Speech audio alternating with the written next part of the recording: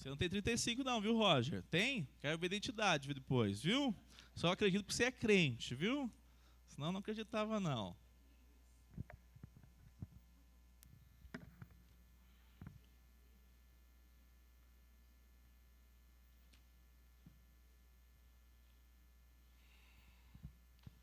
Falando nisso, Roger, depois pega comigo, Denner, Henrique, para o casal é uma, para o Henrique é uma para você, tá, Henrique? E tem o José Fernando, que é o José Fernando? Pega comigo, Miguel, Paulo, pega comigo, Andréia. Alguns irmãos que nós estamos preparando para serem recebidos. Se alguém eu falei, não falei, depois me procurem, né? Eu penso que são esses os que estão já alinhados e conversados para nós recebermos, sobretudo, nesse processo que estamos. O Murilo e a Rafaela estão sendo transferidos e é um outro processo. Mas nós vamos recebê-los da mesma maneira, na mesma data. Depois nós vamos marcar, tá, Murilo? Para a gente sentar e conversarmos mais ainda do que nós já conversamos, viu? Amado irmão, amada irmã, nós vamos continuar nossos estudos. Deixa eu ver se meu computador está alinhado aqui.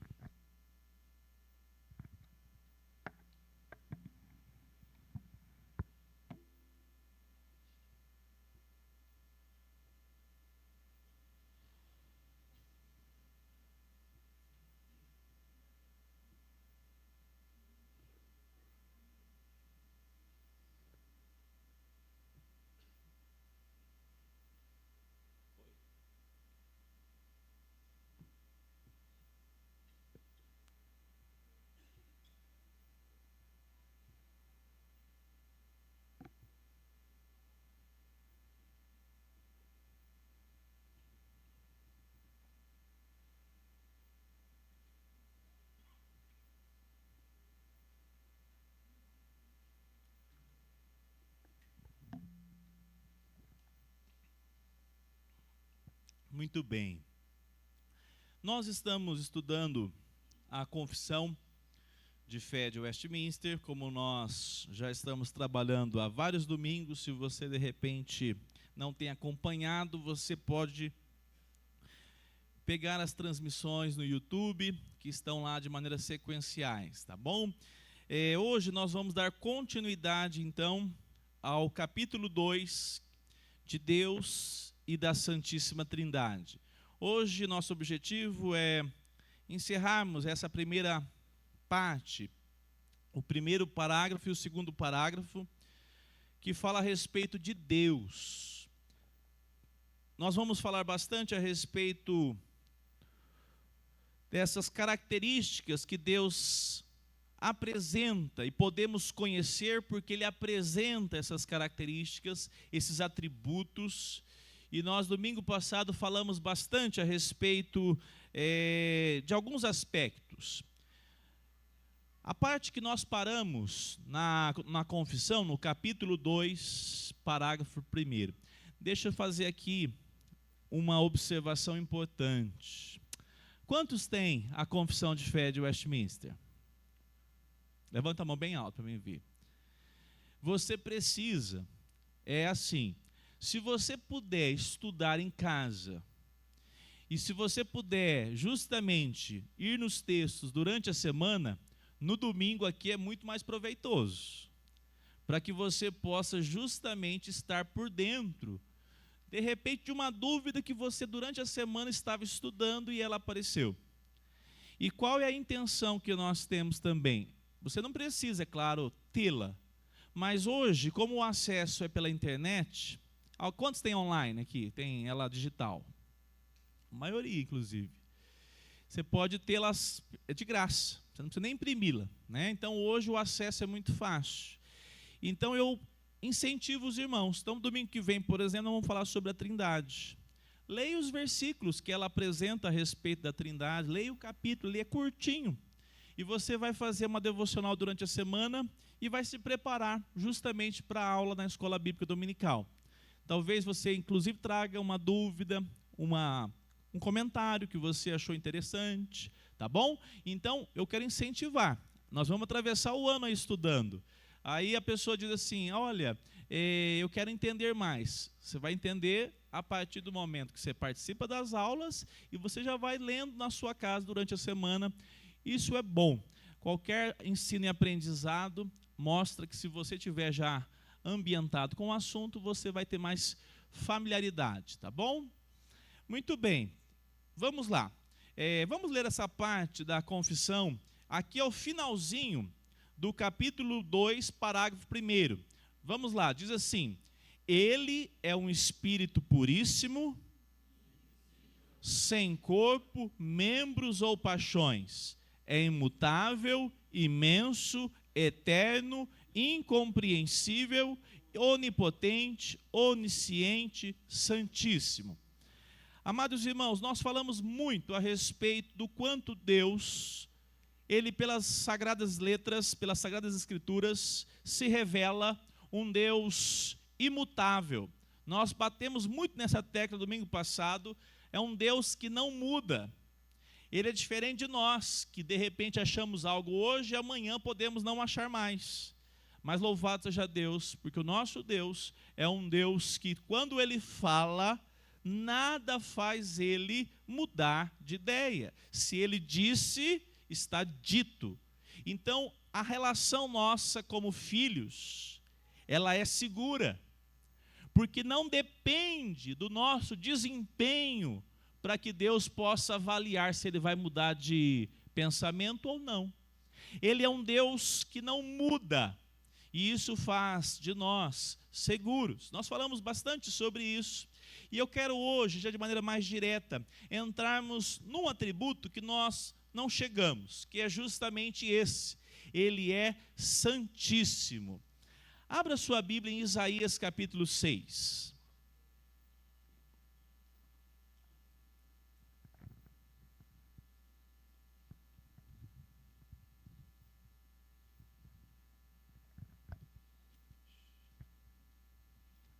Isaías capítulo 6.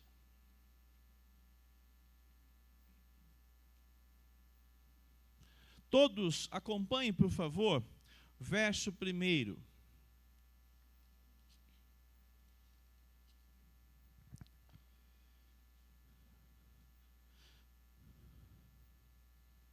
Diz assim: no ano da morte do rei Uzias, eu vi o Senhor assentado sobre um alto e sublime trono, e as abas de suas vestes enchiam o templo. Vamos juntos agora ao verso 2 até o verso 3 por enquanto. Serafins estavam por cima dele, cada um tinha 6 asas, com 2 cobria o rosto, com 2 cobria os pés, e com 2 voavam. E clamavam uns para os outros, dizendo: Santo, Santo, Santo é o Senhor dos exércitos, toda a terra está cheia da sua glória. Amém. Até aqui. Amados irmãos, perceba o que a palavra de Deus nos aponta. O profeta Isaías, ele declara que no ano da morte do rei Uzias, ele teve uma visão. E diz o texto que ele viu o Senhor assentado no seu alto e sublime trono. Isaías tem essa visão e ele contempla que os serafins, quem são os serafins? Seres o quê? Angelicais. Serafins são seres angelicais que Deus criou para a sua própria glória e que Deus fez eles diferentes dos seres humanos. Eles são anjos. E diz o texto: serafins estavam por cima dele, cada um tinha 6 asas, com 2 cobria o rosto, com 2 cobria os pés, e com 2 voavam. E agora observa o versículo 3. E clamavam uns para os outros. Entre quem? Quem está lá? Os serafins. Então eles estão declarando. O que eles declaram? Santo, Santo, Santo. No hebraico, não existe a palavra santíssimo. Então, para termos essa ideia que nós temos na palavra santíssimo, se repete. Ele é santo, santo, santo. Quem é santo? o Senhor nosso Deus. É importante nós observarmos hoje que nós vamos falar de atributos que eles são basilares na nossa fé. Vou dar um exemplo aqui rápido. Como é que nós vamos compreender soberania de Deus e decretos? Como é que nós vamos saber que Deus permite o mal? Como é que nós vamos compreender coisas que nós temos muitas vezes dificuldades e limitações, se nós não conhecermos quem Deus é? Se você não souber de que Deus nós estamos falando, talvez você fique na dúvida. De fato, a gente está num momento aí jogando dados, né? Talvez dê certo, talvez dê errado, porque o mal se manifesta. Nós vamos ter momentos para falar só sobre isso. Mas aqui é importante você compreender o que as Escrituras apontam a respeito desse Deus santo, que é um dos seus atributos. Ele não tem a presença do pecado, ele não tem a presença do mal, pelo contrário, ele é adorado por uma das suas criaturas, que está lá próximo dele, e que não é feito à imagem e semelhança de Deus. Tem um detalhe, mas que declara que Deus é santo, santo, santo. Agora notem, vamos para o versículo 4. Os umbrais das portas se moveram com a voz do que clamava, e o templo se encheu de fumaça. Então eu disse, quem que disse aqui? O profeta Isaías. Ai de mim, estou perdido, porque sou homem de lábios o quê? Impuros, e habito no meio de um povo de lábios impuros, e os meus olhos viram quem? O Rei, o Senhor dos Exércitos. Quem está aqui declarando isso não é alguém que não conhece Deus. Esse que está declarando é o profeta Isaías. Esse não é, digamos assim, um ímpio que nunca ouviu falar de Deus e teve uma visão. Deus se revelou ao profeta. E quando ele tem a visão de quem Deus é, da sua santidade, ele fica totalmente, como podemos dizer, perplexo, admirado. E ele diz, eu sou um homem de lábios impuros e habito. Aonde que ele habitava? Com qual povo? Ele era egípcio? Ele era o quê? Hebreu.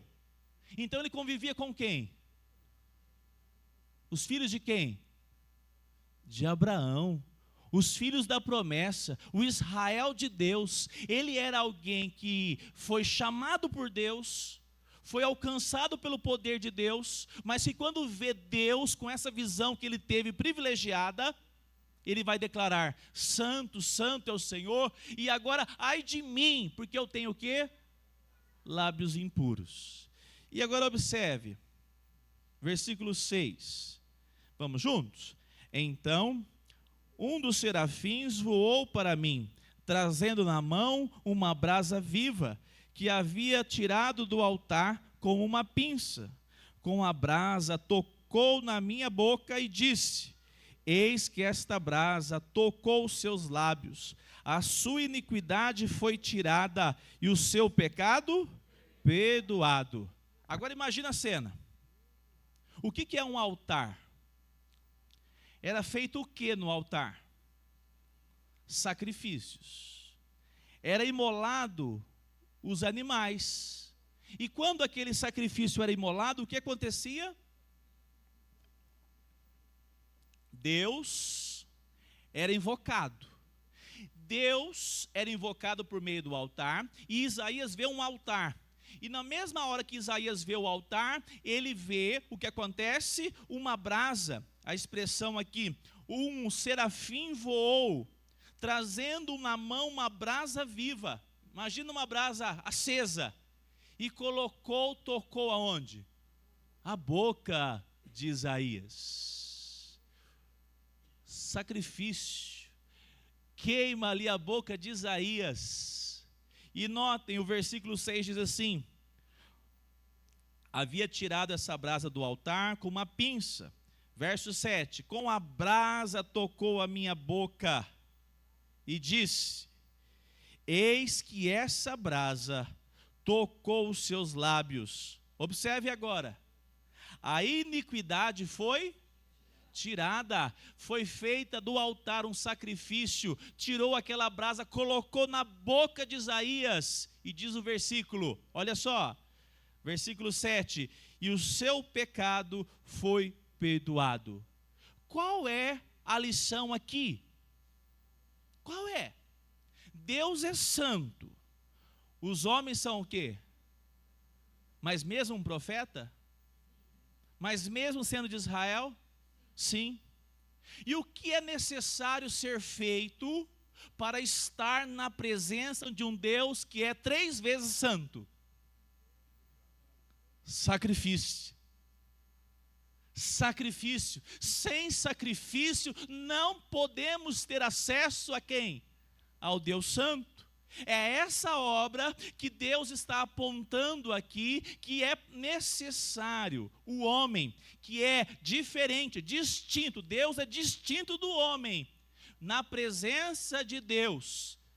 Quem vai vir para o culto hoje à noite aqui? 19 horas. Oh, louvado seja Deus, essa igreja está cada vez mais crente. Não perde um culto, Felipe. Louvado seja Deus. Por que você vai vir para o culto hoje à noite aqui? Para fazer o quê? E por que você tem certeza que o seu momento de adoração, de culto, Deus vai permitir que você o faça e contemplar o seu louvor? Por quê? Exatamente, por causa que foi feito um holocausto. Apontamento de todos os holocaustos que acontecia no Antigo Testamento aponta para o principal, para aqueles que ficavam lá no Antigo Testamento, eram sombras apontando para o madeiro, onde um justo iria morrer pelos injustos. E somente assim Deus fez propiciação, Deus aceitou-nos por causa do sangue do Cordeiro, por causa do sangue do seu Filho. Perceba que nós não teríamos nenhum acesso a Deus, porque Ele é o quê? Santo. E você é o quê? Nós somos o quê? Falhos, pecadores. Perceba essa realidade. Você quer ver uma coisa que me chama a atenção nos dias de hoje? Às vezes a igreja perde de vista a dimensão de culto. Eu não sei, eu nunca frequentei, mas lá no centro espírita eu tenho certeza que se tiver fechada a porta, ninguém entra. Na igreja o povo entra, falta pegar uma viola para entrar na hora do culto. Falta chegar com a caixinha de som, está faltando pouco, daqui a pouco aparece. Ó, aqui no nosso meio eu vou dizer um detalhe. Eu não sei se é porque o povo é muito crente, ou porque o pastor também pega no pé. A turma cada vez mais chega no culto assim na hora. Nós vamos ter um capítulo só falando sobre o culto. A igreja tem aprendido a esse momento de adoração e quebrantamento, sabendo que nós estamos chegando na presença de um Deus que não é o pastor Fábio, não é a equipe de música, mas um Deus que é santo e que nos deu acesso, não foi por qualquer coisa, foi mediante o sacrifício de Jesus Cristo. Vocês lembram que antigamente tinha os giroflexórios? Agora eu fui longe, hein? Quem congregou numa igreja que tinha o giroflexório, levanta a mão para mim. Onde que eles ficavam, Silvinho? A turma ficou na dúvida, Silvinho. Isso mesmo. Mas eu ia falar outra coisa. Eu ia conversar com você depois se você aceita Claudionor ou Silvinho mesmo, né? Que a turma ficou na dúvida. Pastor, mas eu não conhecia ele como Claudionor. Então é o mesmo, tá? O giroflexório sempre foi usado nas igrejas. Porque igreja, a ideia sempre foi de local de quebrantamento, de contrição. Pastor, mas isso não tem uma relação religiosa que virou piegas? Por causa do coração pecaminoso do homem. Nós não podemos pegar a bacia e jogar fora a água e quem mais? O bebê, gente. Joga só a água fora que está sujo. O bebê vocês mantêm. Não é assim que nós fazemos? Lá em casa é assim. Eu falo, nossa, eu tenho que tirar a menina aqui primeiro. A nossa relação com a igreja, ao longo dos séculos, tem feito a igreja uma igreja pop. E ela faz com que ela perca, a igreja perca o referencial de quem Deus é e de quem nós somos. Perceba que a nossa devoção, eu sempre digo aqui isso, o nosso culto começa no domingo e acaba que dia? No outro. A sua semana, ela não pode ser de dualismo. Eu estou na igreja aqui com o coração, eu tiro até o chapéu para entrar na igreja. Aí durante a segunda-feira, o coração é altivo, o coração é soberbo. Você tirou apenas uma prática religiosa, mas que tenha esse entendimento não só no domingo, mas na segunda, na terça, na quarta. Nós não somos aqueles que vão defender somente o culto, mas a relação para nós é importante compreendermos na presença de quem nós chegamos. Alguém chega aqui, ó, o presidente nem é daqueles, né? Alguém chega na frente do Lula lá de qualquer jeito? Chega? Tem que anotar, tem que fazer um pedido, tem que... Quem que você é, né? Assim normalmente? Qual é o seu cabedal, né? Da onde você vem? Provar que você tem isso, aquilo, função importante para ser recebida. A nossa relação, ela é, nos nossos dias, banalizada, porque a nossa relação de quem nós somos. Vamos voltar para o nosso assunto então. Se Deus é santo, se Deus é santíssimo, observe agora versículo 7, 8 já. Depois disso, ouvi a voz do Senhor que dizia: a quem enviarei e quem há de ir por nós? Até vou parar por aqui, porque fica no versículo 7 o foco aqui nosso. Perceba que Deus, então, é um Deus santo, e é porque Ele é santo, Ele é distinto dos seus seres criados. Por exemplo, Deus criou duas categorias de seres pensantes: os seres angelicais e os seres humanos. Os dois foram feitos quando criados. Nós vamos ter um capítulo só para falar de anjos, do contexto do mal, mas os dois foram feitos santos. Sim ou não? Sim. Mas o que diferencia nós, os anjos, nesse contexto de Deus? O homem foi feito à imagem e semelhança de Deus, tem mais um atributo a mais do que os anjos. Mas pensando a respeito em Adão, o homem era santo? Sim. Mas havia a possibilidade do que em Adão? De deixar de ser santo. Em Deus não há possibilidade. Ele é santo por essência. Ele é santo por natureza. Nós somos feitos imagens, até os anjos que foram criados, inclusive do mal, os que foram criados, todos foram feitos na primeira ordem santos. Mas foi feito, eles foram criados com esse atributo. Deus sempre possuiu, Ele é santo, e Ele nunca deixou de ser santo. Vamos acompanhar aqui algumas referências. Caminhando um pouquinho aqui na confissão, para a gente depois ver as referências. A confissão no capítulo, então, 2, diz assim, finalzinho dela: Ele é aquele que faz todas as coisas para a sua própria glória, segundo o conselho da sua própria vontade, que é reta e imutável. O que seria então definirmos como a confissão definiu? Ele é aquele que faz todas as coisas para a sua própria glória. Se dessemos esse poder a alguém ser criado, daria bom? Me argumentem aí, alguém pode me ajudar? Algum ser criado que recebesse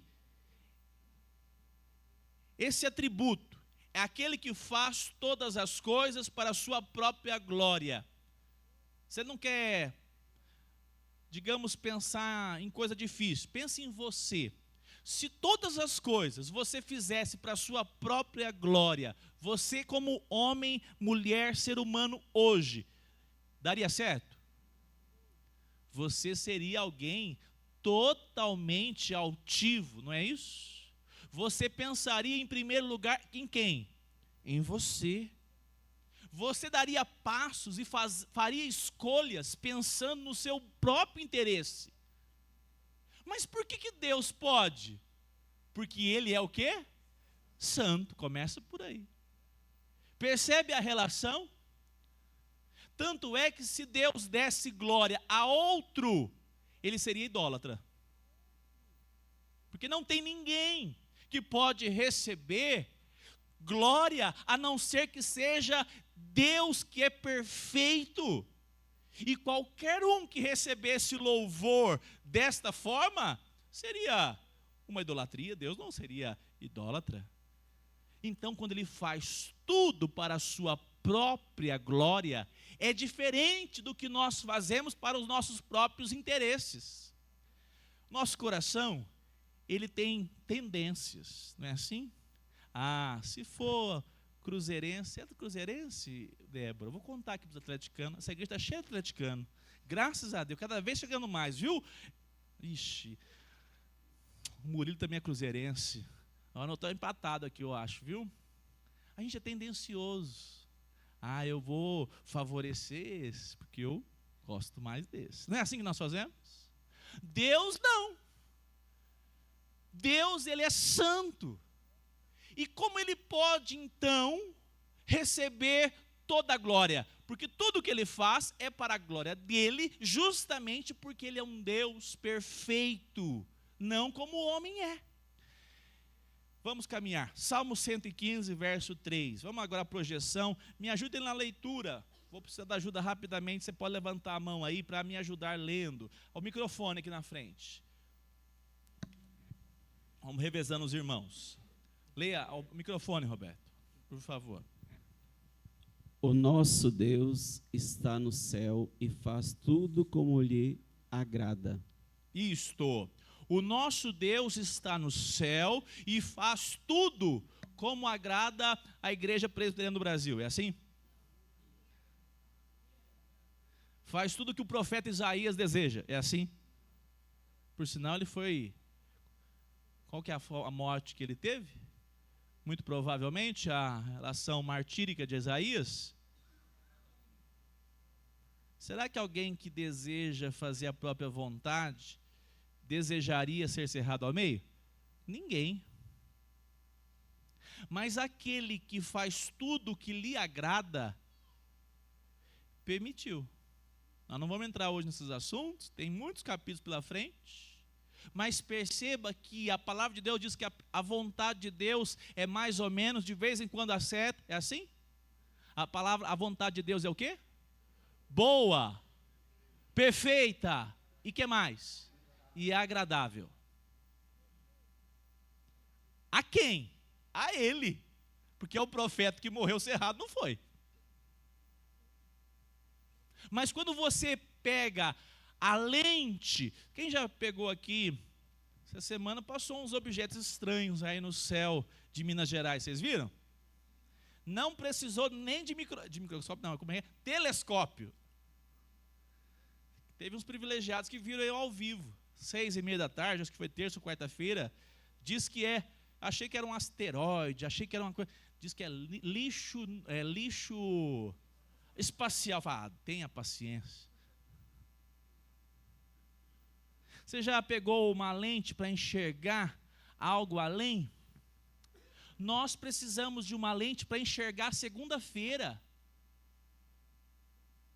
Diante de Deus, Isaías, ele estava num plano macro, porque ele é um Deus santo, e ele faz tudo como lhe agrada, porque esse é o propósito. Todas as coisas vão agradar a Deus, ainda que nós não concordemos, ou entendamos.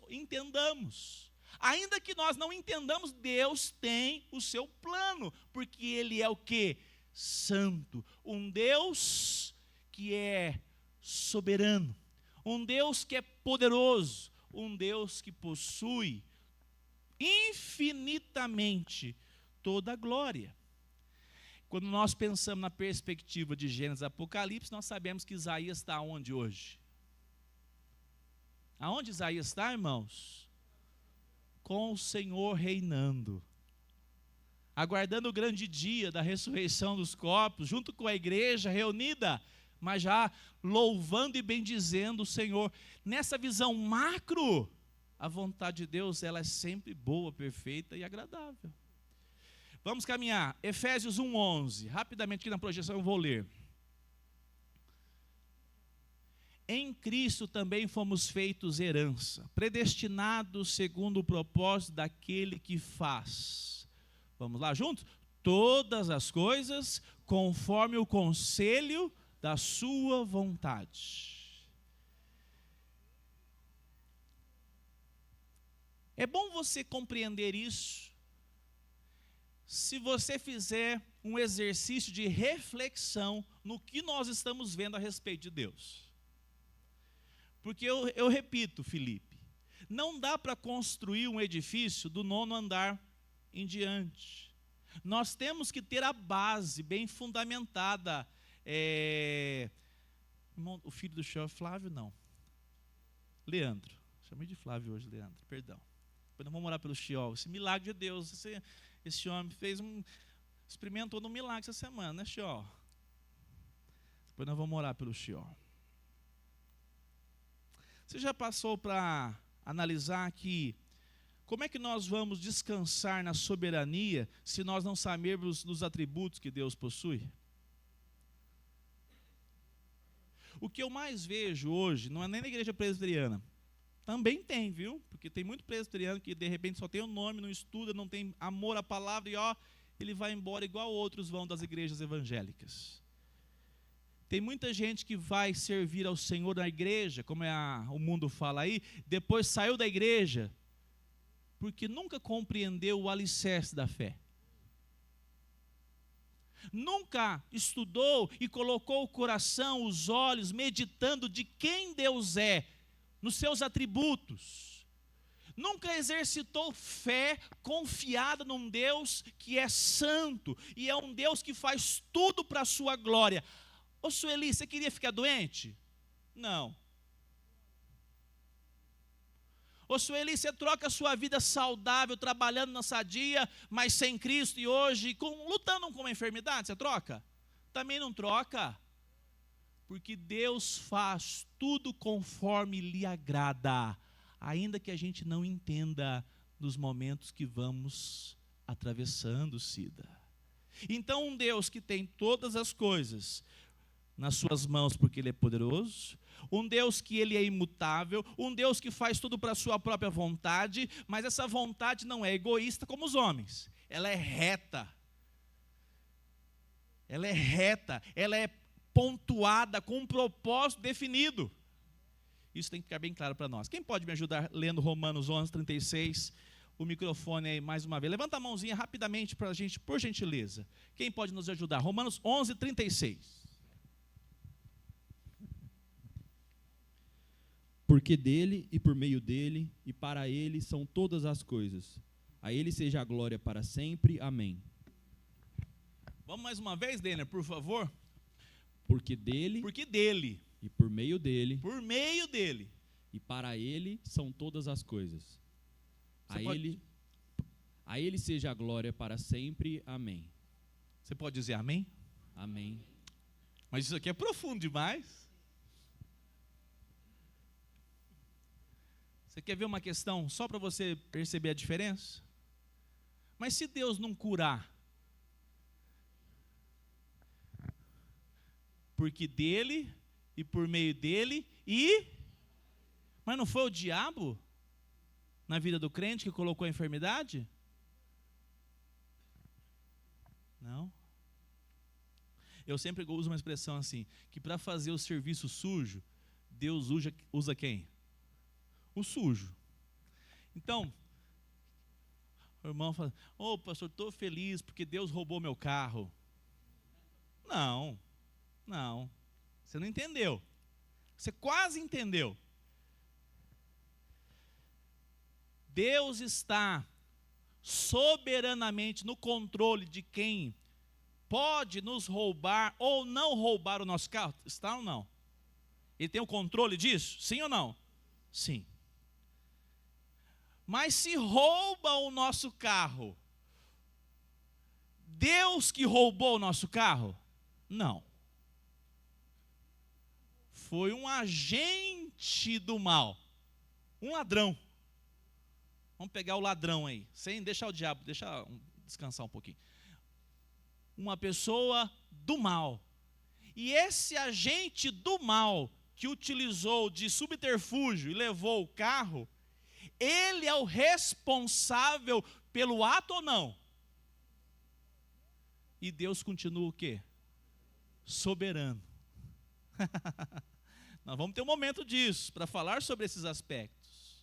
Mas perceba que tudo na nossa história, inclusive dos ímpios, nada surpreende Deus. Para Ele, por meio dEle, são todas as coisas. Porque dEle, por meio dEle e para Ele são todas as coisas. Fala, Magda, minha irmã.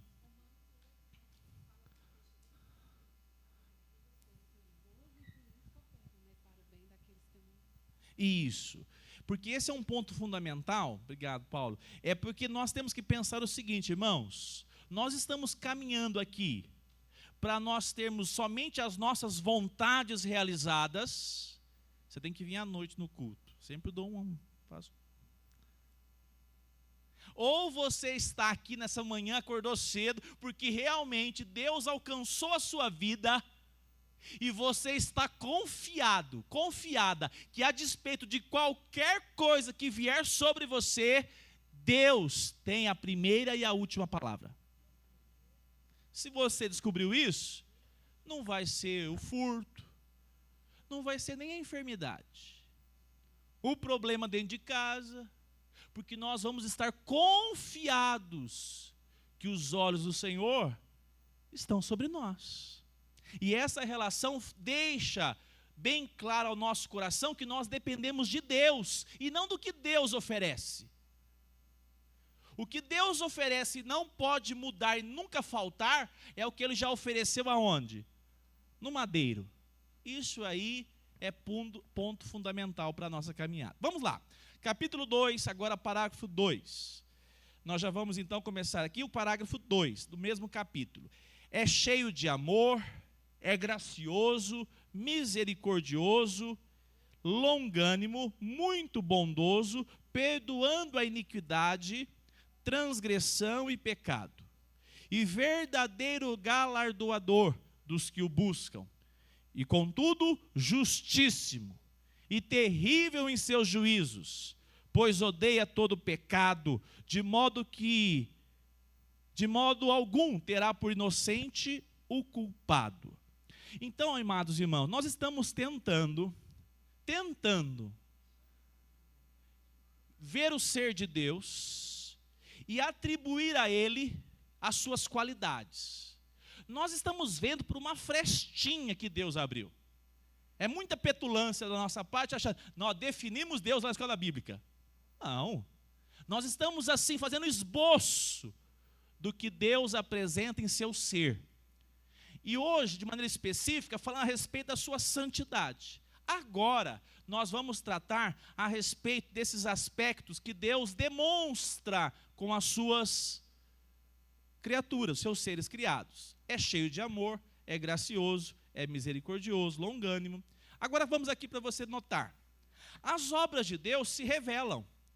Por exemplo, tem muitas pessoas que acham que não vão para o inferno, porque usam um atributo de Deus para poder definir que não vão para o inferno. Quem me lembra qual atributo é esse? Deus é o quê? Amor. Se Deus é amor, como é que eu vou para o inferno? Não é assim que as pessoas respondem? Questionam. Não, você tem que se arrepender dos seus pecados. Aí ela diz, não, mas pensando bem, Deus é amor. Perceba que quem não conhece as sagradas letras, quem não estuda a palavra de Deus, tem sempre a tendência em exaltar um atributo e fazer o que com outros? A palavra seria desprezar, colocar submisso, colocar de maneira distinta outros atributos. Deus é amor, amém? Deus é justo. Em qual nível está a justiça e o amor? No mesmo nível. E é assim que nós entendemos que quem não estiver com o coração rendido a Cristo, reconhecendo que é pobre de espírito, que não tem bem algum em si mesmo, que não pode produzir bem algum, essa pessoa, ela está totalmente condenada, ela precisa de salvação. E é por isso que você nota, aonde você nota amor e justiça de maneira objetiva e clara? Qual lugar? Aonde? Pega aqui, microfone no Jonathan. Me fala, Jonathan, por favor. Na cruz. Agora você explica. Porque lá tem o quê? Lá tem amor? Tem amor. Quem é? Amor foi a obra redentora de Jesus Cristo. Deus amou O mundo. a presença de Jesus na cruz é amor de Deus ou não é? Sim. Onde está a justiça? Na morte dele. Teve derramamento de sangue, aquilo lá foi um teatro. Aquilo lá foi um teatro e na realidade não foi o próprio Deus encarnado, foi isso? Quem que derramou o sangue lá, Jonathan? O próprio Deus.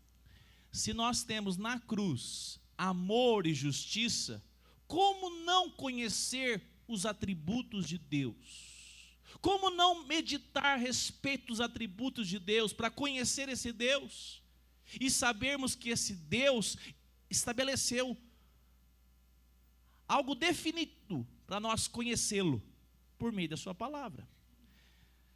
Cheio de amor, compassivo, longânimo, misericordioso, justo, odeia o pecado, galardoador. Vamos ler agora, eu preciso da ajuda das projeções aí, por favor. 1 João 4:8. Vamos lá, deixa eu tentar ler rapidamente. Quem não ama, não conhece a Deus, pois Deus é amor. 4:16. 1 João 4:16. E nós conhecemos o amor, e cremos neste amor, que Deus tem por nós. Deus é amor. E aquele que permanece no amor, permanece em Deus. E Deus permanece nele. Então a pessoa fala, não, eu sou crente, mas eu sou justo, hein? Comigo é assim. Mas irmão, você está idolatrando um atributo de Deus e o seu amor. Você percebe que a relação que nós temos, ela muitas vezes ela se perde porque tem horas que nós somos justos demais e falta amor. Já percebeu isso? Como pais é difícil isso, né? Tem que ter pontuado. Eu vou ser amoroso ao ponto de corrigir. Não pode nem faltar e nem passar. Para Deus, não. Ele é sempre no ponto necessário que nós precisamos. Ele nem passa, nem falta, nem excede. Êxodo 34, 6, versículo 7. O Senhor passou adiante de Moisés e proclamou: o Senhor Deus, compassivo e bondoso, tardio em irar-se e grande em misericórdia e fidelidade. Quem já fez essa oração? Olha lá, continua no versículo 7. Guarda a misericórdia em mil gerações, que perdoa a maldade, a transgressão e o pecado, ainda que não inocente, o culpado. Até ali, a primeira parte, por favor. Volta para mim só na primeira parte. Notem, Deus, ele é compassivo. Mais uma vez. Isso. Bondoso. Quem já fez a oração invocando a misericórdia e a bondade de Deus? Se você não fez, é porque você não conhece ainda. Você chega e fala: ó Deus, tomara que o Senhor me perdoe. É assim que você ora? Ó Deus, estou aqui, ó, eu fiz isso essa semana. Faz uma média aí, Senhor, vê se dá conta de me perdoar. É assim que você ora? Você coloca a bondade de Deus e diz assim: a tua palavra diz que o Senhor é misericordioso, é bondoso. O Senhor é compassivo. Não é assim que nós fazemos?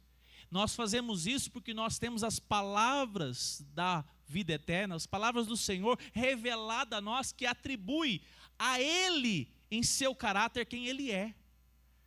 E é por isso, amado irmão, que nós podemos andar seguros. Porque senão nós viveríamos também em intensa inquietação, inseguros. Ah, será que eu fui perdoado? Nossa, mas eu não arrastei nenhum tronco até Monte Carmelo nas costas. Então eu não sei se eu fui perdoado, porque você não conhece dos atributos de Deus. Essa relação para nós, ela traz segurança. Um Deus compassivo, um Deus longânimo, um Deus misericordioso. Neemias capítulo 9, 32. Quem pode me ajudar lendo aí, por favor? Agora, pois, ó Deus nosso, ó Deus grande, poderoso e temível, que guardas a aliança e a misericórdia, não menospreza toda a aflição que nos sobreveio, a nós, aos nossos reis, aos nossos príncipes, aos nossos sacerdotes, aos nossos profetas, aos nossos pais e a todo o teu povo, desde os dias dos reis da Assíria até o dia de hoje. 33. Tu foste justo em tudo o que nos aconteceu, pois agiste com fidelidade enquanto nós procedemos mal. Deus é um Deus que empurra debaixo do tapete as nossas falhas, as nossas faltas. Tem algum perdão, José Fernando, que Deus só nega porque Ele diz: esse pecado que você produziu, estou falando de crentes, esse pecado eu não vou perdoar. Tem algum pecado que Deus não perdoa, sim? Para a vida do crente? Tem? Ele perdoa todos? Sim ou não? Sim. Mas Ele é um Deus que também é o quê? Justo. Você plantou confusão, se arrependeu de ter plantado confusão. se arrependeu de verdade, chorou de coração quebrantado na presença de Deus, Deus perdoa? Perdoa. Se Deus não tivesse visto em nós a confissão, talvez o que nós produzimos se estenderia em maior nível de desgraça. Vocês estão entendendo? Vou dar um exemplo com Israel. Quando Israel levantava postes ídolos, quando Israel adorava os deuses falsos, quando Israel menosprezava o templo, Deus pesava a mão, sim ou não? Sim. Deus estava sendo justo ou não? Sim. Se Israel continuasse no pecado, Deus continua com a mão o quê? Pesada. Pesada. Mas se Israel se arrependesse dos seus pecados, o que Deus fazia? Perdoava. E diz aquele que fazia ferida, também curava. Só que eu pergunto, você se arrependeu depois de algo que você produziu e já estava longe demais, já estava lá na Babilônia. Deus perdoou o povo que estava no cativeiro e se arrependeu dos pecados que produziram? Se arrependeram? Deus perdoou? Sim. Deus trouxe o povo do cativeiro num piscar de olhos? Não, demorou 70 anos. Tem coisas que nós produzimos, nós plantamos confusão, aí a pessoa se arrepende e acredita assim, não, amanhã está tudo resolvido. Meu irmão, minha irmã, você vai continuar clamando ao Senhor sabedoria para tentar fazer aquela ação para mitigar, diminuir os danos. Você vai ter que procurar a pessoa para pedir perdão. Talvez ela não quer te perdoar agora. Talvez perdoe daqui 5 anos. Se ela não perdoar, aí é com ela, você estava pronta para pedir perdão. Percebe que essa construção, ela faz com que Deus se revele justo sobre nós. E a questão está, né, irmãos? Se nós fôssemos deixados nas nossas próprias condições de iniquidades, Deus seria justo. Mas porque Deus foi gracioso, misericordioso e longânimo, Ele trouxe uma solução por meio de seu Filho Jesus, aquele que é o amor e também é justo. Fala, Luiz, meu irmão. Aqui, ó, o microfone, Paulo.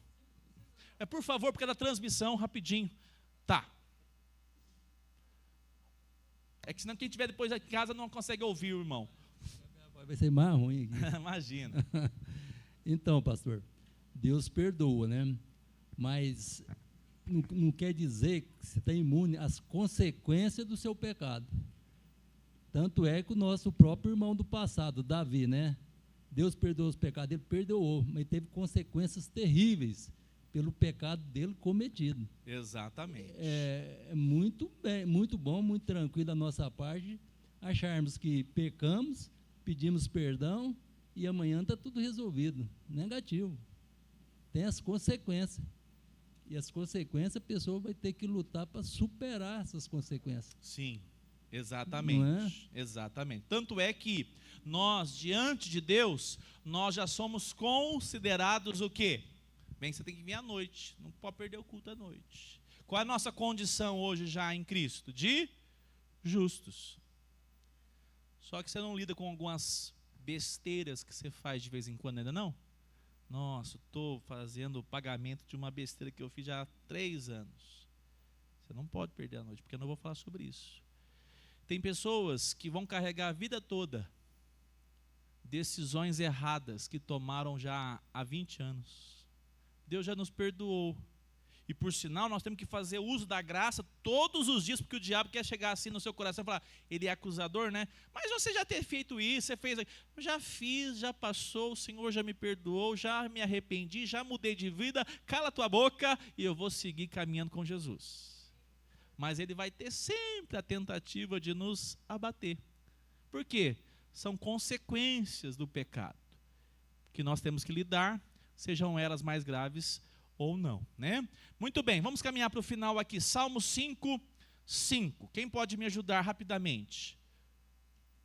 Os arrogantes não permanecerão na tua presença. Odeia todos os que praticam a iniquidade. Verso 6 também. tu destróis os que proferem mentira. O Senhor abomina o sanguinário e o fraudulento. Deus ama, mas também Deus odeia, porque Ele é justo. Ele não passa panos para gente sanguinária.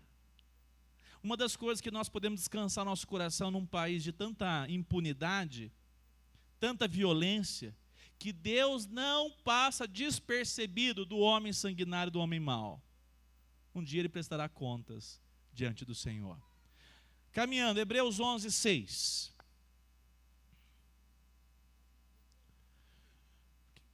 Alguém pode ler, por favor?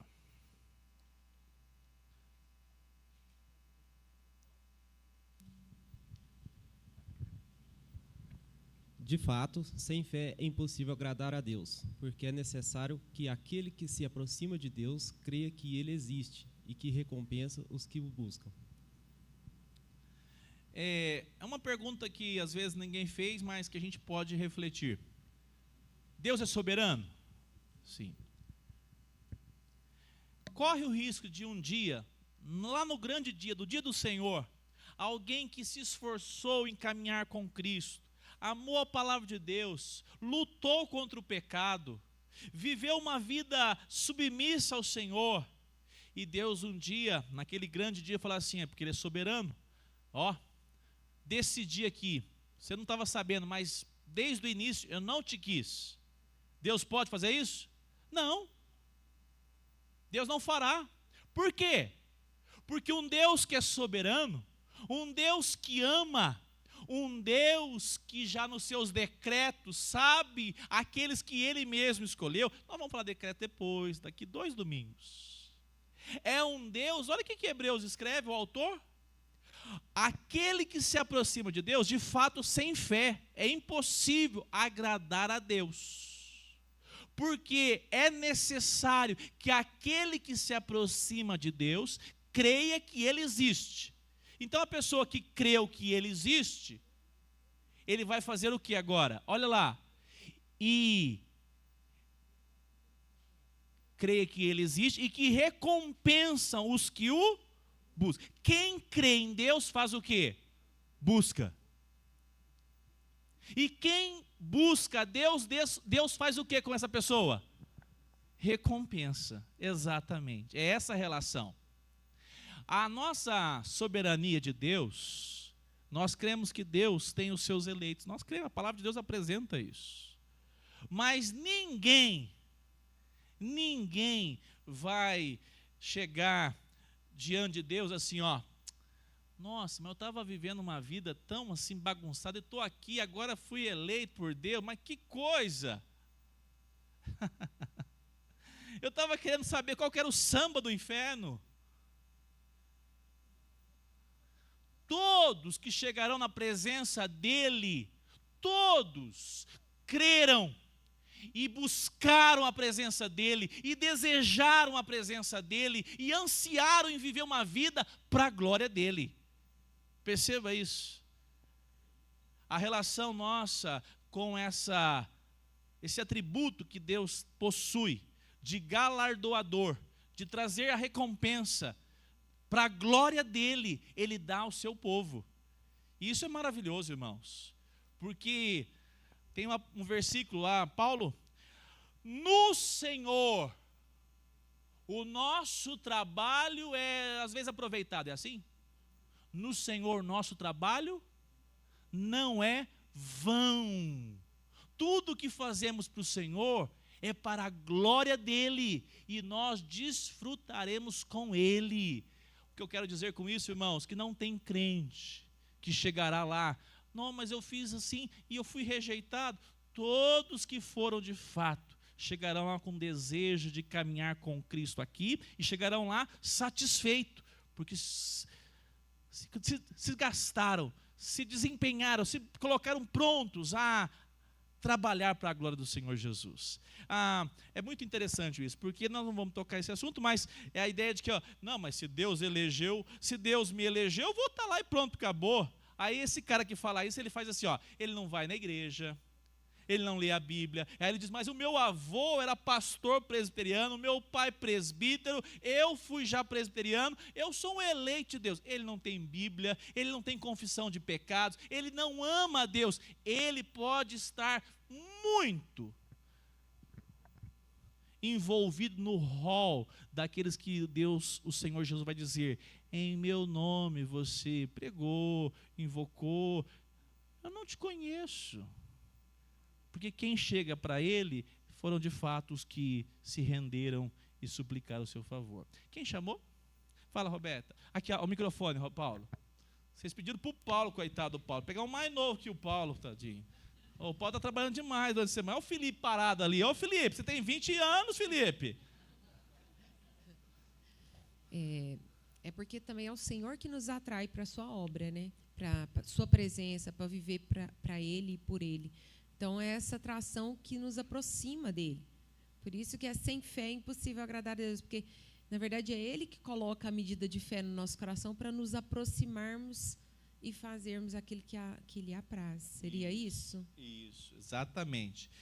É Ele que desperta, mas nós temos que entender esse ponto, porque isso é muito criticado por meio dos arminianos, né? Vocês falam que, então não precisa fazer nada, está todo mundo já eleito. Então, estão eleitos, e todo eleito ama trabalhar para a glória do Senhor Jesus, ama desviar-se do pecado, tem prazer na palavra de Deus, quando peca dói, porque é eleito e trabalha com fé, confiado que ele vai se aproximar de Deus e Deus vai recompensar, porque Deus é um Deus galardoador.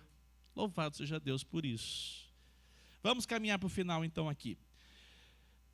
No segundo parágrafo, rapidamente vamos aqui. Deus tem em si mesmo, de si mesmo, toda a vida, glória, bondade e bem-aventurança. Ele é todo suficiente em si, para si, pois não precisa das criaturas que trouxe à existência. Não deriva delas glória alguma, mas somente manifesta a sua glória nelas, por elas, para elas e sobre elas. Ele é a única origem de todo ser. Dele, por ele e para ele são todas as coisas, e sobre elas tem ele soberano domínio, para fazer com que elas, para elas e sobre elas, tudo quanto quiser. Todas as coisas estão patentes e manifestas diante dele. O seu saber é infinito, infalível e independente da criatura, de sorte que para ele nada é contingente ou incerto. Ele é santíssimo em todos os seus conselhos, em todas as suas obras e em todos os seus preceitos, da parte dos anjos e dos homens e de qualquer outra criatura, lhes são devidos todo culto, todo serviço e toda obediência, que ele ouve por bem requerer deles. Esse é o segundo parágrafo. Eu peguei essa frase do John Piper, achei fantástica. Galáxias, elétrons, vento, terra, fogo, vírus, mentes humanas o obedecem, pois tudo está a teu serviço. Louvado seja o nosso Deus. O Salmo 119 diz isso, 91, 119, 91. Olha lá. Conforme os teus juízos, assim tudo se mantém até hoje, porque todas as coisas... 91, tá certo? Tá. Porque todas as coisas estão a teu dispor. Olha só, todas as coisas. Pastor, mas o diabo ele me arredio, hein? Tem uns lugares aí que a gente ouve, ele até falando no microfone, ele é bravo. Ô Rogério, talvez o diabo está assim, um nível próximo de Deus. É isso que a palavra de Deus apresenta? Não, irmãos. O diabo é um ser o quê? Primeiro, vamos começar definindo como é. Um ser o quê? Angelical. Ele foi rejeitado porque ele se rebelou? Sim. Nós não temos muitos detalhes hoje, mas sim. Mas ele é um ser o quê? Criado.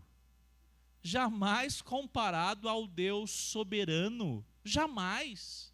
Rafaela, isso tem que trazer segurança para o seu coração. Cada dia que você caminha nessa terra, não tem homens, não tem político, não tem sistema político, não tem nada, não tem o diabo que possa frustrar o que Deus tem sobre a vida dos seus filhos. Eu não sei de você, mas me dá uma segurança. De vez em quando eu fico aqui, o pastor inventa umas histórias, é que vem na minha mente. De vez em quando, Paulo, um dia eu estava aqui à noite e fui inventar de lá naquele banheiro, lá no fundo lá. Não sei o que me deu na cabeça. Aí eu estou andando no escuro, de repente, você está na igreja, mas o diabo é esperto. Aí eu falei, que isso é? Aí eu falei para mim mesmo na minha mente, então fica quieto, minha mente e o diabo é.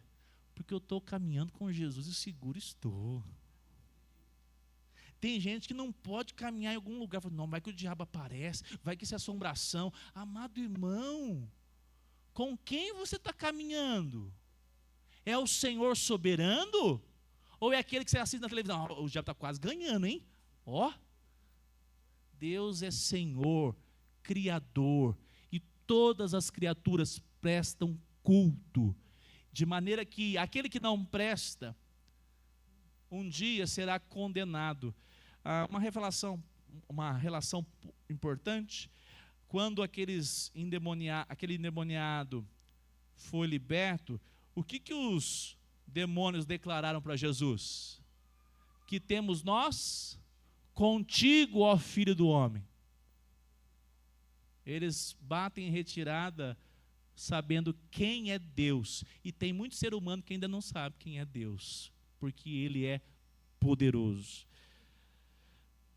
Romanos 11, 33 e 36, para a gente terminar esse contexto nosso aqui, importantíssimo. Deus é autossuficiente, Deus em si mesmo.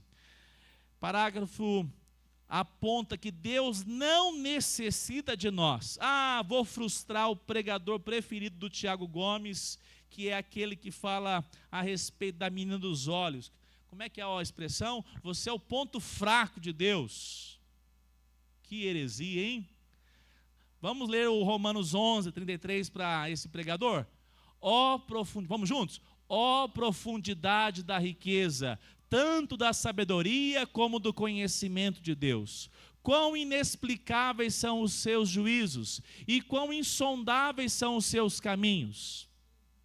34. Pois quem conheceu a mente do Senhor, ou quem foi o seu conselheiro, ou quem primeiro deu alguma coisa a Deus, para que isso lhe seja restituído, porque dele, e por meio dele, e para ele são todas as coisas. A ele seja a glória para sempre. Amém. Pedro, certa vez, não quis que Jesus fizesse o que com ele? Jesus estava pronto para lavar o que de Pedro? O pé. O Pedrão levantou na hora. Aqui não. Aqui quem faz sou eu. Jesus aprovou a atitude de Pedro ou rejeitou? Por quê?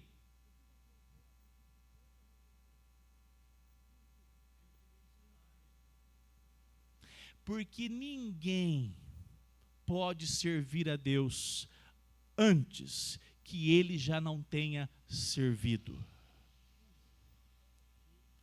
Você só pode cantar porque Deus que te deu fôlego de vida. Você só pode adorar porque Jesus Cristo, que morreu na cruz, derramou seu sangue, e por isso você chega aqui confiado que Ele perdoou os seus pecados. Pedro ouve de Jesus: se eu não lavar os seus pés, você não tem parte comigo. Não, lava tudo então. Não precisa, Pedro. Larga de ser exagerado. Você já foi lavado. Ele estava apontando para a obra da cruz. Aquele que já foi santificado, não precisa lavar todo o corpo, lava só os pés.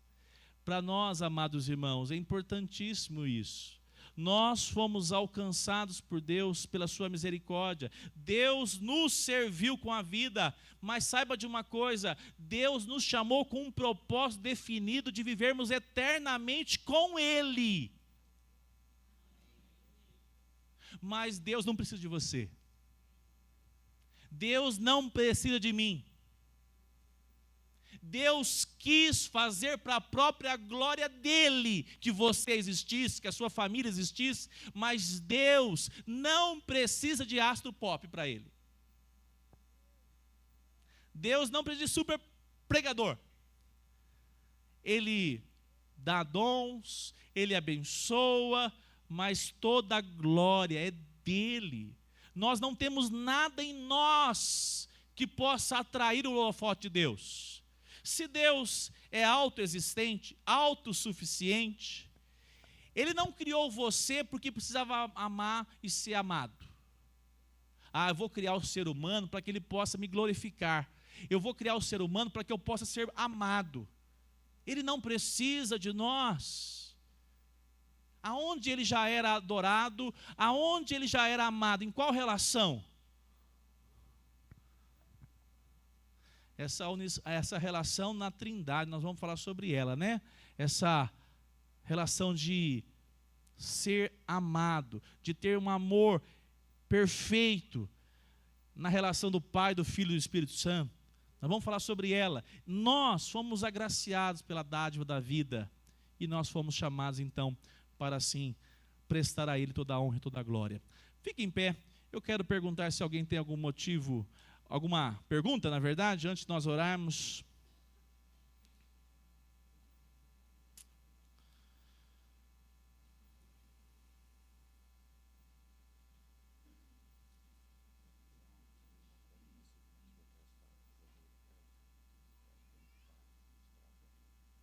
Tá.